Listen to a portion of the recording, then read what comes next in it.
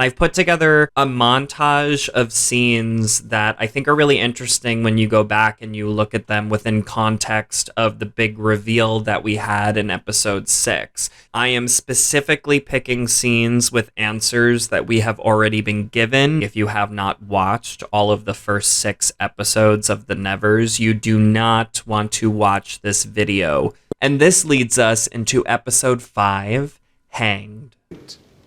Pain gives her power she could use to escape. So obviously in episode 5, when we get to the boring patriarchal men talking about all of their things, they say that pain gives her power. This is the answer that we were all so craving for about what Melody's touched gift is. It is that pain gives her strength. I put this in here not because it's foreshadowing, but because it's the answer. X-ray. Spectral echo. You X-rayed London. It's a spectral echo. So now this scene is like funny. I mean, it makes so much more sense now. Like Stripe knows what an X-ray is. That's just it. Like she's beside herself. You X-rayed the city. You X-rayed the city. You're afraid. You're afraid to go see the Galante. Yes. So this is the second time you hear Galanthe said. Horatio obviously knows what the Galanthe is, and so does Penance. They are the only two that we have know and confirmed that like they know that True is from the future, and they've known it this entire time.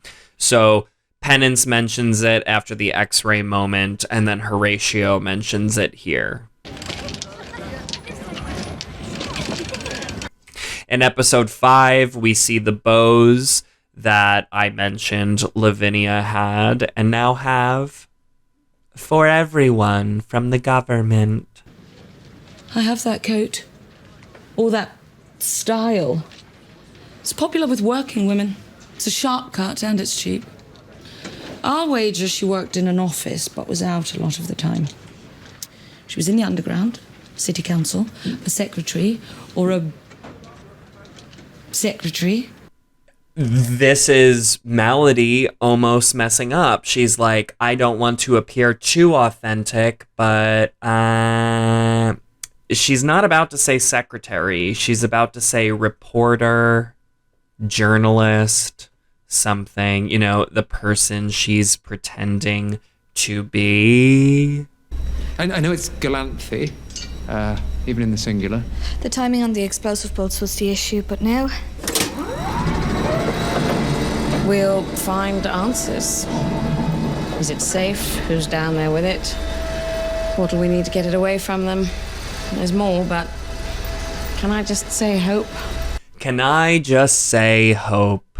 I didn't even put in all of the times that hope is mentioned in reference to the Galanthe. Maybe I'll do that in another video, but I don't even know why this clip is here. Penance.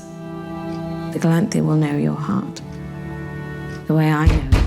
This is another hint that, like, Penance, or at least it hits different when you know that Penance knows what the Galanthe is. That this is not just some concept that's introduced to her when we're introduced to it. She knows about the Galanthe, knows why they're there, and then True is just, like, not telling her for the first time what the Galanthe is, and it's not that Penance doesn't know, it's that True is what's the word, like hammering it home, repeating to her that like the Galanthe is important and the Galanthe is why we're here.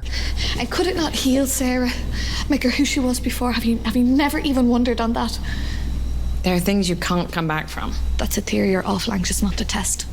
This one is interesting because, you know, at this point, as a viewer, for the first time, you're not aware that Molly kind of backstabbed Sarah, or Amalia Zephyr backstabbed Sarah. But Amalia's like, no, what I did was really crappy. And Penance knows at this point what Amalia has done and, you know, is questioning her about it and is like, well, maybe we can fix her. Maybe we can fix her trauma. Maybe we can bring Sarah back. And Amalia, True, Zephyr is like, no, what I did was was pretty shitty, and you can't come back from that. I'm not turning my back on the Galanthi because you got a fucking pain in the ribs.